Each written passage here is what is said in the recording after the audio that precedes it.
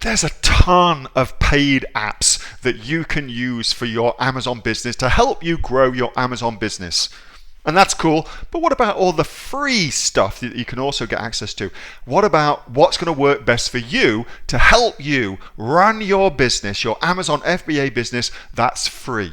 In this video, I'm going to show you all the free apps that I'm using to help me build my Amazon FBA business. Now, if you like this kind of content where I'm sharing with you money-making information, be sure to give this video a thumbs up. That way I'll know that you want more information just like this, and also consider subscribing to my YouTube channel because I post brand new content just like this each and every day, helping you make money online. And if you've got something you want to know or a question for me, comments below and I'll be sure to get that for you too. All right, let's get into the apps.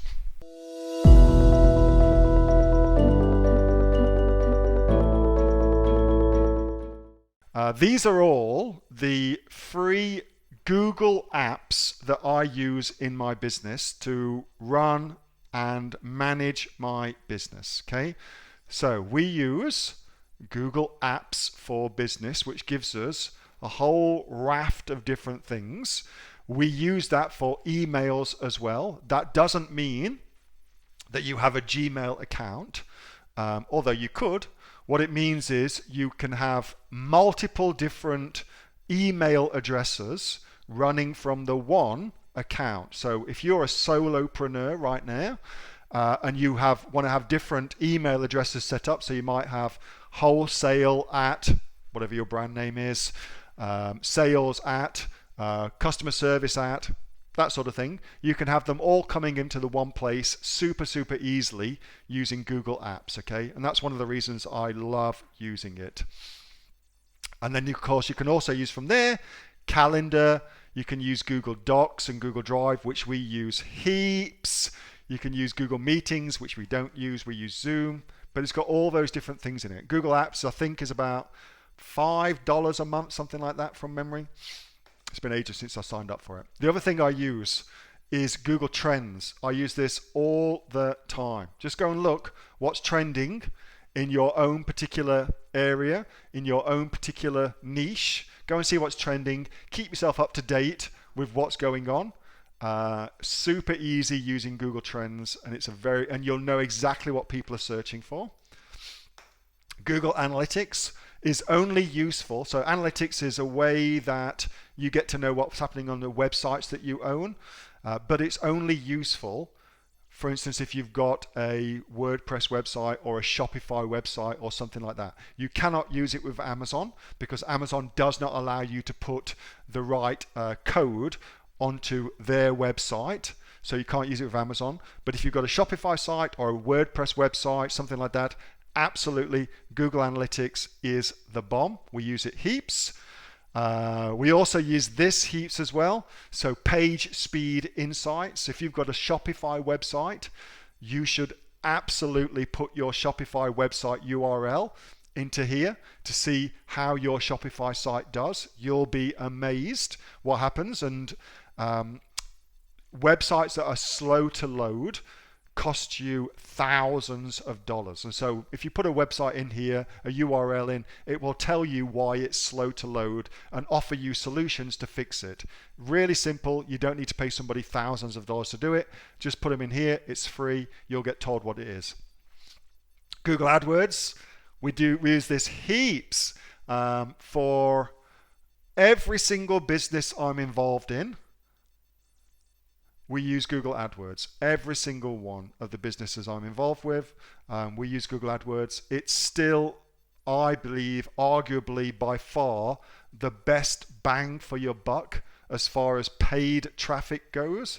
It's the best bang for your buck. If you are selling things on Amazon and you are not using Google AdWords, you're missing out on sales without a shadow of a doubt. You're missing out on sales. You can run traffic from Google AdWords to your Amazon listing. Not only will you make more sales on your Amazon listing, but you'll also improve the ranking of your Amazon listing as well, because Amazon loves outside traffic, and once it sees you sending outside traffic, you're rewarded with higher rankings, which means higher sales. If you want to find a complete step-by-step on doing Google AdWords, this is all in Portuguese, obviously, because I'm in Portugal. We did that in here. So again, Q&A archives, it's all in there. Complete step-by-step breakdown of how to set up a Google AdWords account. That's been done.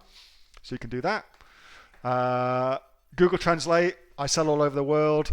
I often come here to just get very dirty translations done. Do not use this for your Amazon listings. That's a massive mistake, as I have learnt to my peril. I won't tell you the whole story. Suffice to say, we launched a skincare brand into Japan, and one of the products of that brand was a brightening cream, like to brighten your skin. Huge market in Japan.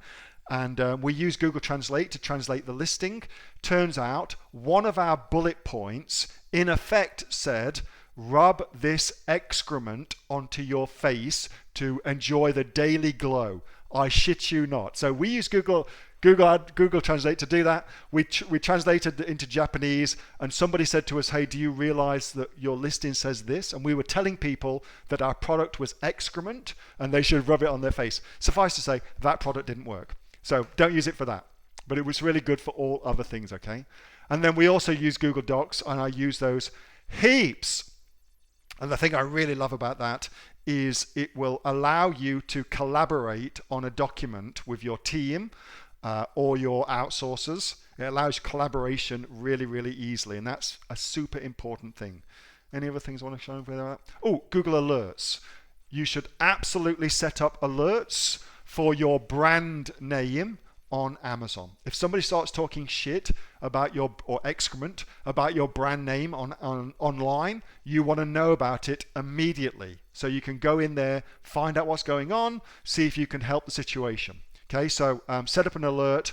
That way, anytime your keyword that you're looking to track gets mentioned and indexed by Google, you'll get an alert about it. At the very least, you should have all your brand names set up. I also put all my UPC codes on there as well, and that way, if ever anybody tries to start selling my stuff, like if I get my, it's not really a hijack, but it's a kind like where they're drop shipping, for instance, on another website, and they use my UPC code, I instantly get to find out. I can either go and say, hey, if you're going to drop ship, do it properly, and here's how to do it properly, or stop drop shipping my product.